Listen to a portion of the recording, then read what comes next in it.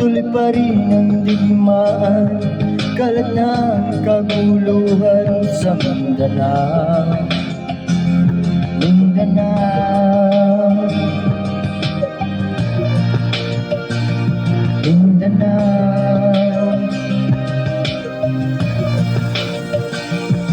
Mga mamahay na doon ay takot ang nadarama, hindi malaman kung ano ang gagawin sa Pilipinas. Mga taong walang malay, madalas na nadadamay sa Mindanao.